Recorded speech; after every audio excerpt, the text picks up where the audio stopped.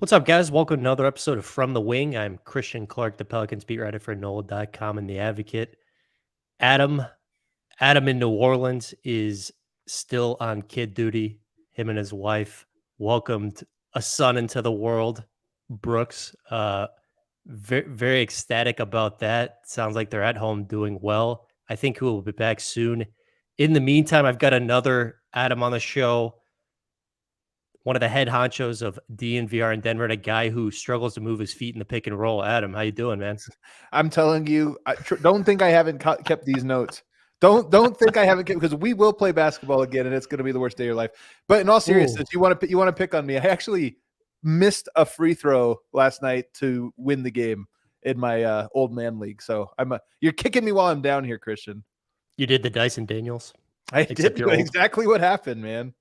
It's tough out there. Well, look, man, I gotta rib you a little bit. You're a very good basketball player. You're good at many things. I just feel like I have to keep you humble. I mean, your ego is kind of insane. Like, you need to have some people around you to keep you in check a little bit. People say this to me all the time, but guess what? It does not work. It does not work. You cannot shake my confidence, Christian. Adam, I guess we can start with the Nuggets and the Pelicans both played the Lakers in the past few days. Both lost. The Lakers got their first and second wins of the season. As much as those losses sucked, how much are you enjoying the Lakers' downfall right now? Oh, immensely. And it's not even, let's group the Nets in there as well, because while I personally don't like the Lakers just because I feel like they always have the advantages built in, especially true of the super team era, and watching the two super teams in the two biggest markets, LA and New York. I know Brooklyn is not exactly traditionally a glamour market in terms of like brand power, what have you, but just seeing those two flame out, it does give me a little bit of hope that we are exiting this sort of, forced maneuvers and different things to get to one market. I think that I don't know about all players, but I do think there are many players who maybe look at it and are saying the league is deep enough, it's good enough, and this player empowerment thing, probably, or not player empowerment, but super team thing, maybe it's not all that it was cut out to be. So I'm hopeful that we are winding down on that, and the Lakers, of course, are exhibit A of that. Yeah, totally. And we're in this weird place in the NBA right now where, like, so many of the daily headlines are kind of just, insane and not good. And it makes you not want to follow the league. But if you actually watch the games at night, a lot of the games are good and not in the big markets, as you said. Like, the Pelicans got a sick roster, like 1 through 12. The Nuggets, I mean, they've slowly built over time.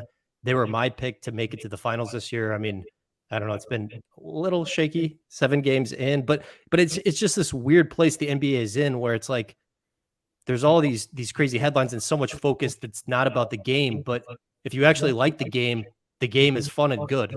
I'm going to take it a step further, because I think it's more about learning what is the important story to tell. I think I've told you this before, Christian, but my take on the NBA and the way it is covered by its main media partners, ESPN, Turner, and the like, Bleacher Report, is that Michael Jordan came along and he created the best possible story, the story of the singular greatest entity to ever play basketball. And it was a great story, and I think there was a lot of truth in it, a lot of not truth in it. It came along at the exact right time for Gatorade and McDonald's and Nike that helped combine with media to sort of push this narrative of the single greatest individual in a team sport. That story then got extended to Kobe Bryant and was a good story, but not a perfect one. And then eventually into LeBron James. And I think it has swallowed up every other way to talk about basketball. We are constantly in search of who is the single individual greatest. What we have in an NBA right now is no player that we are looking at and saying, is this the greatest player to ever play? I don't think anybody's talking about that with Giannis, whether they should or shouldn't. Nobody's really saying, is Giannis on pace to be the greatest player ever? The way we did with LeBron in 2004 and 5, we were already talking about that with LeBron James. We're not talking about it. Instead, we've replaced it with the MVP conversation, which is the GOAT conversation contained to a single season. But even that is missing out on what is interesting about the NBA right now. And that is that there are a couple of different styles and a lot of different teams, combinations of talent that are so much more interesting than the great individuals of the NBA right now. There's some great individuals, but there are much more interesting teams And that's the story that I just don't think the league's main media partners and most media in general are used to telling. So what you're saying is the NBA media learned in the 90s, we're going to do this as myth making. And that Correct. was very effective for them because Jordan was just that good and he played every night and played hard. But they've continued, media is myth making, and it's just not the same anymore. But I think more important, the Jordan story was the best of many types of stories. But I think what's happened over time is it's become the only story. Like this is an economic idea, but that markets always refine themselves and distill themselves into like the purest form, the simplest form. I think this is the media in the NBA specifically, is you had all these different things, but the Jordan GOAT story was the top story.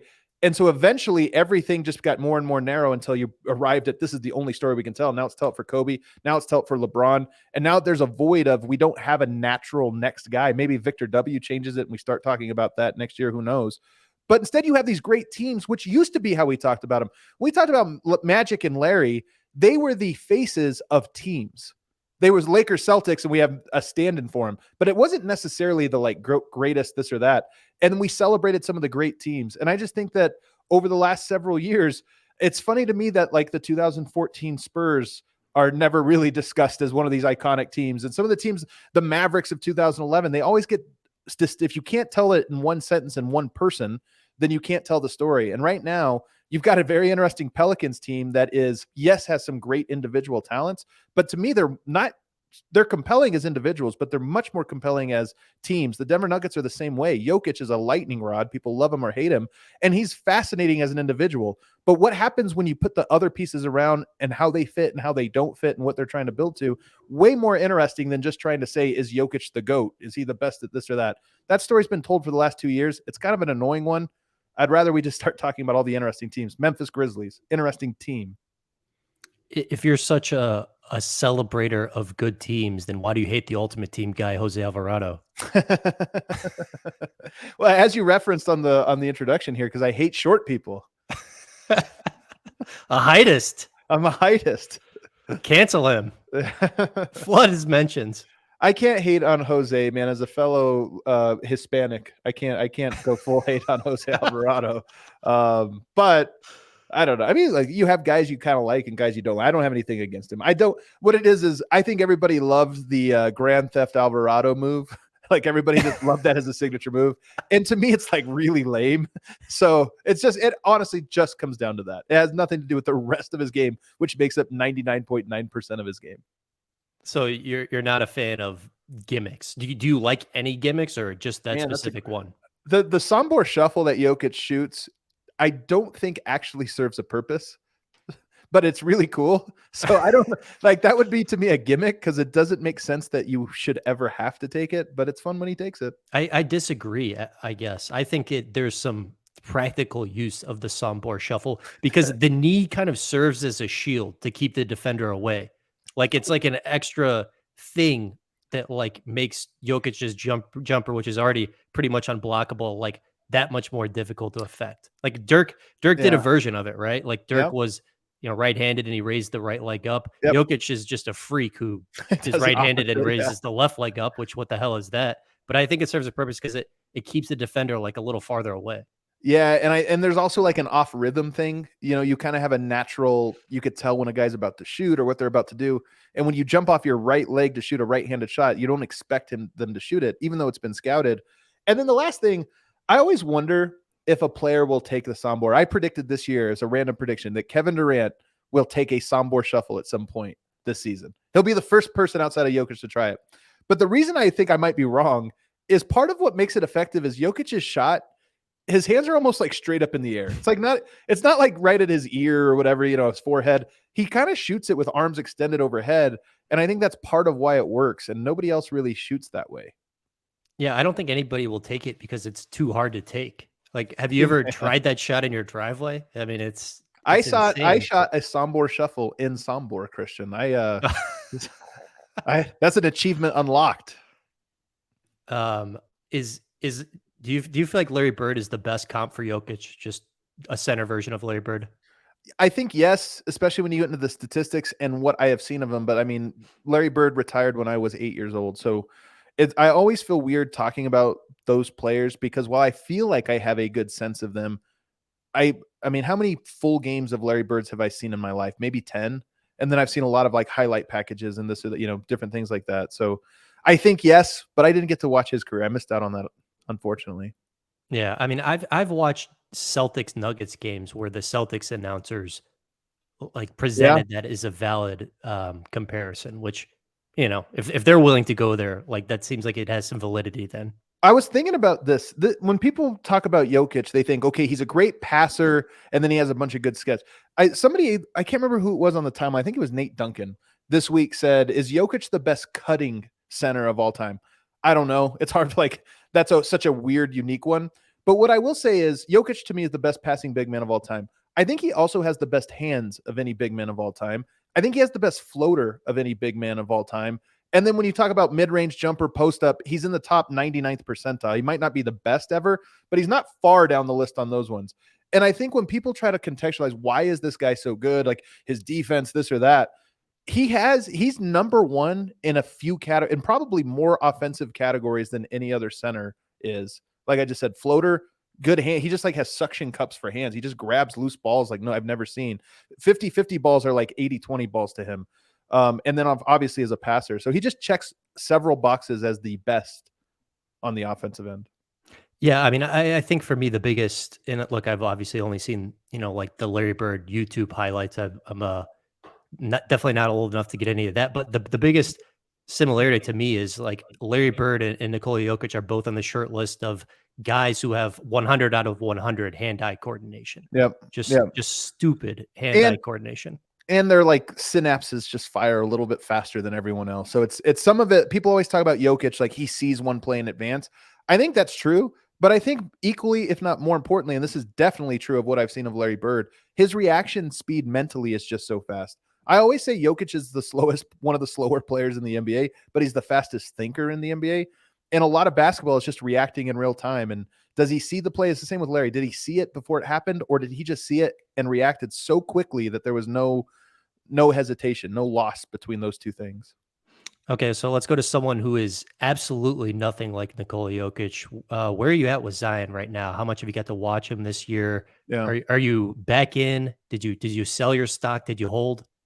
I mean, selling your stock on Zion is pretty dumb. The only thing you would sell on is his health, which I don't get into those things. That's a thing that's beyond my knowledge base. So I always just factored that in as, yeah, if healthy or whatever. The only thing with Zion that I don't say I sold, the only thing I questioned was Brandon Ingram and Willie Green, to me, have really developed an identity with this team. And what I mean by that is Brandon Ingram, I thought, took a leap last year, not just as an individual talent, where I think he's made leaps every single year of his career, but in that it seemed to me like he had started to click for developing an identity of the team of which he was the center. And I think Willie Green deserves a lot of credit for that. I think he's a fantastic coach, and a lot of getting a team over the hump when they're a young team is figuring out the identity. And my big thing was Zion is better than Ingram, in my opinion. He's a better player. And he wasn't part of last year's leap as a team. And I just wondered, can you get the best out of both, or does it take something away from Ingram once Zion arrives? And I don't think that question, by the way, has been answered. Just like that's going to be a question that we probably won't know until March or April or maybe even beyond. But that was my only hesitation with him. Him as a talent and the impact he has on a game is, I think, undeniable. Yeah, I mean, that's one of the things I'm most interested in this season once Ingram gets back from his concussion thing. Like, how do he and Zion interplay? Because in 2020, 2021, the Stan Van Gundy COVID year, Zion was definitely the better player. And, it was not a great roster. There was no shooting. Right. They had Steven Adams at center. So Stan Van Gundy looked at that and just went, well, I'm just going to put the ball in Zion's hands and like effectively make him our lead guard because I've got nothing else. And it was effective for a time, definitely. Zion misses all of last season, and Brandon definitely levels up. I mean, I thought he learned and showed how good he could be in that first round series against the Suns. Like that was Right. special stuff to me. And you go to this year, Brandon didn't play at all in the preseason. Him and Zion played 2 regular season games together. It looks great. They annihilate the Nets in Brooklyn. They beat the Hornets pretty easily on the road, and then Brandon gets a concussion and he's out. So it's like Yeah. I barely seen it. Like in the 2 games I've saw it this year, it was great. And honestly, only 7 games in, I think Brandon has looked like their best player. But yeah, it needs time to come together, and they need time to figure out how to play off of each other. And here's where I'm getting at when we started the conversation talking about individual greatness versus team success. The idea of better player might not make sense with Zion and Brandon Ingram. Like part of what makes Ingram so special as a player is his ability. There are players who they create a system that is very hard to stop, but there are ways to stop it. And then there are players who break no matter what your defense throws at them. Like they're just like Kevin Durant. The Warriors had a system that was almost impossible to stop before KD arrived. KD is a guy that breaks a system. Even when you play perfect defense, he can still score. You put those two together and it's like, okay, the greatest team we've ever seen. I think Ingram and Zion to me represents the guy that's like really, really hard to stop. He creates he bends the court, he bends your defense and changes the defensive game plans in ways that compromise you. But I do think that you could load up on him in a way that would stop it in a playoff series. Ingram, to me, represents the other half of that equation, which is the more you load up to stop your battering ram, the less you are inclined to guard this guy one-on-one, and he's just going to murder you that way. So you create this, like, which one is better? In some series, I think Zion will end up being the guy that wins it for you. In other series, I think it will be Ingram. So in a perfect world, they are going to blend in a way that's really nice.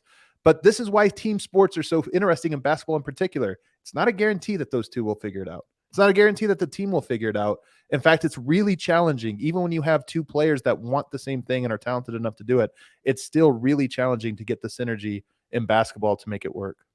Yeah, totally. And I think one of the encouraging things about this Pelicans team is CJ McCollum, Zion Williamson, and Brandon Ingram all understand that it takes multiple good players to actually win anything in the NBA. I think there's a collective understanding among those three that they need each other. Like they all realize I can't put them on my back and go all the way. They've definitely said all the right things about like, look, it's a team thing, which is what makes, when you see like the Zion stands and the Brandon Ingram stands on Twitter, like, oh, my guy's better. My guy's better. It's like, do you get that locally? Because I don't see that, but do you get that? The fan base factions of who they think, whose team is it? That kind of thing. Yeah. I mean, you definitely see that. And I don't even know how many of them live in New Orleans. I think a lot of them live in other places. Yeah. I really felt this, by the way, Los Angeles. when the Pelicans had Lonzo Ball on their team. Oh my God. Lonzo Ball has a lot of stands. But I mean, I honestly, it's probably a lot of the LA thing. Like I see a lot of LA guys that are following this New Orleans team with the sort of like, I think there's a like I told you so factor to it a little bit. Like the Lakers guys were so in on Ingram and Lonzo that they, the success for them in New Orleans is sort of proof of, hey, I told you guys, I saw this coming. So I think there's a little bit of that. I will say though, the interesting part about basketball to me is we often phrase those things in terms of self and these values, right? Are they selfish? Are they willing to sacrifice for the team? The willingness is really important and it's not guaranteed, but that's not the whole battle. In fact, it's only probably half the battle is being willing to commit to it. There's a whole other half of just how do we do that now? We have the talent, we have the will, but it's a hard thing. And I don't think people, I'm not trying to do a, like, if you played the game, I didn't play a game at a high enough level to say this with too much confidence, but at any level of competitive basketball, you know how hard it is, even when everyone's rowing in the same direction, to just figure it out game after game after game to be in the right wavelength to where you guys are all the synergy is actually matching. So it's good to hear that New Orleans, those guys want the same thing. I'll take them at face value, but actually getting it done is a whole other challenge. Yeah, and like chemistry off the court, you can have that, but not have chemistry on the court. And you can have chemistry 100%. on the court, but not have chemistry off the court. And you can also have both too. 100%. Like when you talk about specific ways to use them, it's kind of interesting right now. The Pelicans are 6th in offense, like surface level, like things are great. They didn't play very well against the Lakers last night. They scored like 44 in the first half. The offense kind of looked clunky. AD kind of owned the paint. Right now, Zion is averaging the second most post-ups in the NBA, right behind Nikola Jokic. And I think Willie Green is still in the process of figuring out how exactly do I use this guy? Right. And I think Zion's career is so interesting because at Duke, like he didn't even average the most shots per game on that team. Like RJ Barrett shot the ball more than him. He's used as a kind of a traditional power forward. that's how he was used in his rookie year. Stan used him more as a lead guard. And now it's like, well, how do we use this guy? I mean, I think one of the ways I would like to see him used a little bit more is just a role man. Like him and CJ in the pick and roll. We've barely seen that. I mean, I think that would just be easy ways for him to get buckets. Like, and here's the thing too, like when you just post him up, he doesn't get that runway to jump. Like when you give him that runway to jump, it's like in Super Smash Brothers when he can like charge up his punch or whatever, you know? Like he's just that much more dangerous as an interior scorer when he can kind of run into it. And he does a good job, by the way, I think of this even on post-ups. Like he's very good at facing up and getting you left, right, just kind of rocking you so he can get a full head of speed. But I agree with you. Like, why haven't they rolled him more? I haven't, like I said, I think I've watched parts of good parts of two Pelicans games so far this season, but why haven't they used him as the roller? I mean, they don't run that much pick and roll in general. I mean, they're like a bottom 5 team in it. But I don't know. I mean, it is a little bit strange. I mean, like they've also scored pretty well too. So it's like, well, we can just like move it and we're not running that much pick and roll and like just dump it in the post when we can. Like they've still been pretty good overall, but yeah, I don't know. It's been strange. Something just looks off despite the numbers looking pretty good. I think this year more than any other year, maybe it's because I feel like there's less continuity this season across the league than there is in most years. I don't feel like there's a whole lot to read it. Like I think a lot of teams are in the same spot that Denver certainly is, and New Orleans it sounds like is, which is there's so many big new pieces that these teams don't look anything like what they're going to look like at the end of the year. And I don't think that's always true. 2 weeks into the season, I think a lot of years you could be like, okay, these are the teams. Right now, if you ask me who are the teams, the only ones I feel confident in right now are Milwaukee and Phoenix. Phoenix, a little bit of a surprise.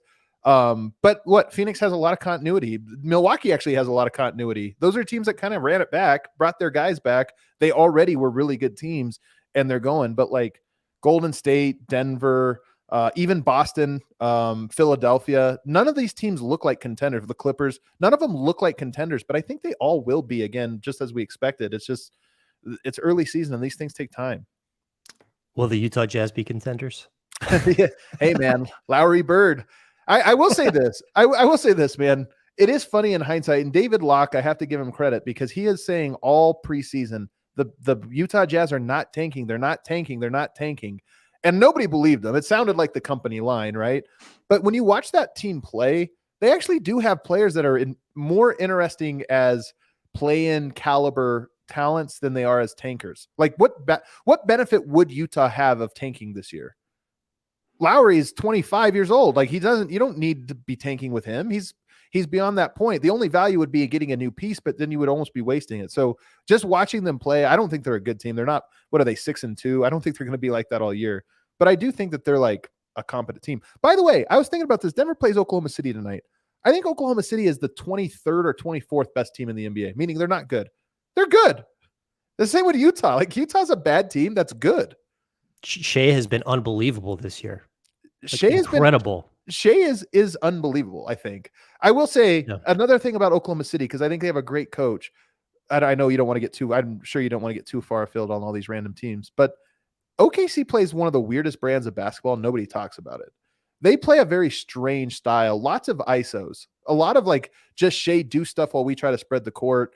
And he's really good at it. And so I have a hard time because I am a big Shea guy. I've had Shea ranked higher than just about anyone I know for over the last few years. But even I wonder if his numbers are inflated because they play such a weird brand of basketball. Like kind of James Harden on the Rockets? Very much so. I mean, it's different because that was much more spread pick and roll. This one, they'll still like weave the ball around, but it's not a lot of actions. You know, it's a lot of letting Shea just try to make something out of good spacing. Yeah, and he's like among the best players in the NBA at that. Like he is a stupid good creator. Unbelievable. And like he hits all these mid-range shots too, and it's like your shot doesn't look good at all, but it always goes in. He gets to a spot. He's a rare example of a guy that gets to the 10-footer. When people talk about the mid-range, you're usually talking about the 15 to 18-footer. The like 10-footer, that's short mid-range, and he gets to that spot whenever he wants, and he's very good at knocking it down. But my question though is what is Shea's final form on a championship team? Is he playing the way he plays in Oklahoma City, or are they just playing that way right now to buy time? And that's what I can't figure out. Is this who they're going to be once they get good players? Because it seems like such a weird brand of basketball. Yeah, that's a great question. Are you in on Chet? I mean, I know we haven't only seen him in like summer league, but are you a Chet guy? I would say I don't usually have take. I'm not a big draft guy because I don't watch college basketball, so I don't have like a strong opinion on him. I think he seems like he has a very good competitive spirit, and I think that's an underrated trait for a player that has talent. Could not agree more. Okay, let's finish up with the Nuggets. Adam, I picked a Nuggets Bucks finals this year. How Okay. worried should I be right now? I mean, I don't think anybody should be worried right now. The Nuggets are 4-3 as we're recording this. They've played 4 on the road. They have already had a slew of injuries, unfortunately, come through. Like you talked about that Laker game. Denver, I thought in that game, they didn't have a great game, but they lost.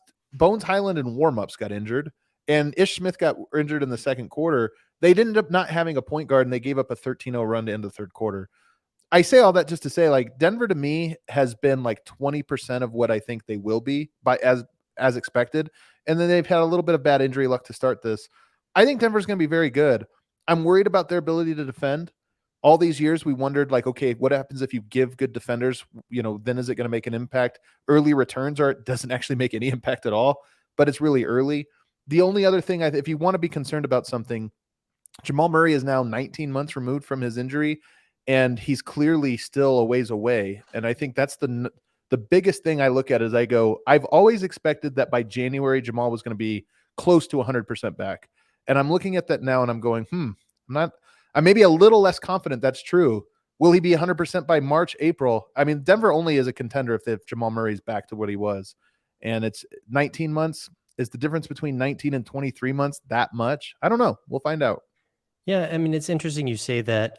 Like, if you had asked me, in the days after Jamal hurt his knee, like I would have thought that, oh, a year from now, like it'll be like Jamal never missed a beat. Like he'll attack this rehab, he'll get it done very quickly. Like this will Right. be nothing for him.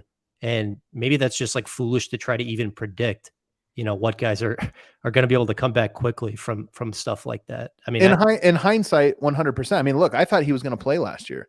I went into last year's season thinking that we were going to get 80% of Jamal Murray by about mid-March, 12 months basically from the injury. And he would come back and come off the bench and he'd be okay. But you'd get over a certain hump, last year that would propel him into this year. The fact that you came into this year, and if you watch him, by the way, I think he actually has been fine, but he doesn't have the same shake he used to have just yet. He doesn't have the confidence just yet. Like he doesn't have those things. And that's all I only say that to say Denver is in a weird position right now where I think they could be better in the short term at the sacrifice of the long term. But you don't want to do that. This is a team that should be thinking long term. So your confidence, they're 4-3. If Jokic was trying to carry this team, they'd be 6-1 right now. I just think that's what their record would be. Jokic he's scoring lower than he has in the last 3 seasons. And I think a lot of that is because and the team as a whole is focused on the process. We need to get Michael Porter up to speed. We need to get Jamal Murray up to speed. We need to integrate these new pieces. And they're playing like a team that has a longer view. And it's frustrating. And there's no guarantee that Jamal Murray is going to be that guy by March like you need him to be. So you might be doing all of this process for naught. But I do think if you're trying to win a championship, it's probably the right play. I mean, to get to the finals, like obviously they're going to need Jamal Murray to look like the guy who was pre-knee injury, but do they need, an A minus version of Michael Porter to get there too, to the finals, you think? What's funny about Michael Porter is, and the numbers bear this out, he's an insane talent. And it hasn't always clicked with the 3 of them, and he's always the third piece in that equation. I don't know that he's the third best talent. He might be the second best talent. The guy he's shooting 49% on 9 threes a game or 8 threes a game right now. And by the way, that matches his career numbers more or less. He's always been a volume 3-point shooter that makes 45% of them. He's just an insane scorer. So I think I don't want to say that the answer is yes, they need to get 100% of Jamal, 100% of Michael Porter to win, because I think the bigger question for Denver is more on the defensive end. And Bruce Brown to me is as interesting, and KCP as interesting as additions as Michael Porter is, just in how I conceive of the Nuggets winning a championship. But I will say that Michael Porter represents an offensive ceiling that maybe makes all of these things moot.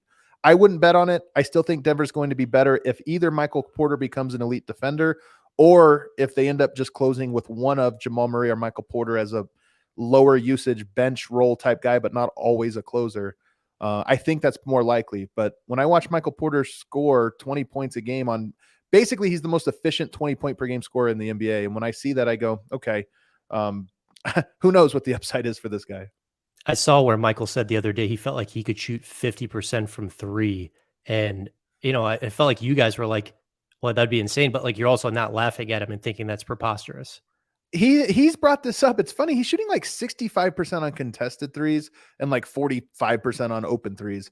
And I'm watching this and I'm keep thinking he always makes the ones I don't expect anyone to make. And then he misses some open ones. And I've seen him make them in the past, the open ones. So part of me looks at this and goes, he's shooting 49%.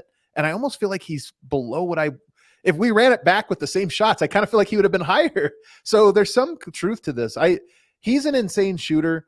When you get into the ranking, who are the best? We had this argument with Tony Jones, who covers Utah for The Athletic over the summer, where he's like, I'm not putting him in my top 5 shooters in the NBA. You had to prove it in the playoffs or whatever. And there's truth. Like great shooters should be able to do it at the toughest level. The difference between him and every other shooter, though, when we think of this outside of Kevin Durant, nobody can block his shot. So Steph has to work hard, and he's so good. He's got a quick trigger, but he's still it has to be spectacular every time.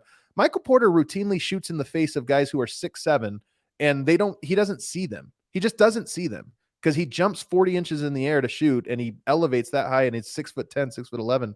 So I think he's easily one of the best shooters in the NBA just on pure shooting. And then he has the added advantage that he's on stilts. Yeah, totally. I mean, Ingram is a little bit like that. Like he doesn't elevate on the jump shot as much, but dude is just so freaking big. His arms are so long. I mean, he shoots it above his head, and he's got a natural lean back too. It's like, he's most comfortable in the mid range. He's not as much of a 3-point shooter as Michael Porter, but it's like anytime he wants to get his mid range shot off, like he can get it, and he's going to be pretty unbothered. And that is a very valuable skill come playoff time. It's kind of interesting. The Pelicans are I believe still shooting the fewest threes in the NBA, and they're the top 6 offense. They've got the Paint Kings, Zion and JV, Brandon Ingram, CJ McCollum, like guys who prefer the mid range. Like they're only, I guess they got 2 like kind of true outside shooters, Trey Murphy and Devontae Graham. But like I love Trey Murphy, by the way. That's my guy. Oh, that's your guy? He's really good. Last year, Herb Jones was my guy. Now I'm on Trey Murphy. I'm telling you, I got all the Pelicans. Dude, the Pelicans have a lot of talent. Like they've not even quietly, they've crushed the draft. And what's funny is the current regime, they didn't even have a good draft in their first one in 2019. Who was it? It was, Zion number 1, and then they had the 4 pick from well, I wasn't finished yet. And then they had the number 4 pick. Awful draft. Wow. Which they traded down and then got Jackson Hayes number 8 and Nikhil Alexander Walker 17. Yeah. My theory with the draft is you got to get a player in every draft. You just got to get one. And that's funny because Denver's worst draft was 2017. They got 2 players. They got Tyler Lydon, horrible bust, and Monte Morris in the second round. That's a good draft. To me, I look at that and I go, that's a good draft. You got Monte Morris. He was a 7-year player, 1-year starter, gave you 20 minutes a night for 4 years. That's how it is. So you said it was a bad draft. They got Zion. Nope. Great draft. You could get greedy sometimes, but I do think there's something to it. I wonder what the top 5 all time, when you have 2 of the top 5 picks, I would bet a disproportionate number of those ended up being 1 good picks. Meaning, I think it's hard for 2 players of that caliber to both succeed at the same time. Yeah, I remember the 2017 draft night very, very vividly. There was like tension in the room immediately after. It was the wildest thing. Tim and Arturis came out separately. Yeah, I mean, you could tell immediately it didn't go the way they wanted to go, and they still got Monte Morris. I mean, if you redrafted that, Monte Morris goes way ahead of 20. I think Tyler Lydon was like 17. I don't remember what number he was, maybe 21 or something. Monte Morris probably a top 10 pick from that draft. He just happened to got the picks in reverse order. Tyler Lydon should have gone 58th or whatever Monte Morris did. The count of Mont assist to turnover, you mean? That's a great one. It's hard to say, but it looks better in writing. Adam, thank you so much for hopping on today, man. Where can people find your stuff? The best entry point, if you ever watch Nuggets and you want to see a post-game show, we're live on YouTube immediately after the game. That's the best entry point for DNVR. Otherwise, I will say here in a couple weeks, I do have a documentary. The thing I'm singularly most proud of in my career, a documentary that I have published and will be out in about 3 weeks on YouTube on a trip I took to Serbia with my colleagues this summer to learn more about the history of basketball in Serbia, which, Christian, it's a super fascinating history. It's an incredible history. Serbia basketball, Yugoslavia, really a basketball nation going back 70 years. And it's just a really cool thing. I think people will dig. What was the best thing you ate in Serbia? Man, I don't know how to say any of these names without looking them up, but they have like a lot of barbecue type food, not barbecue sauce, but just grilled meats or whatever. And so Pieskavica, I know, is one of them. There's like, I don't know, they just have a very good like grilled meats culture. So all the grilled meats were fantastic. Hey, I can get behind that. Go to Serbia, get the grilled meats, tell them you know Adam Mares. Yeah, there you go. All right, guys, thanks for listening. Talk to you again next week.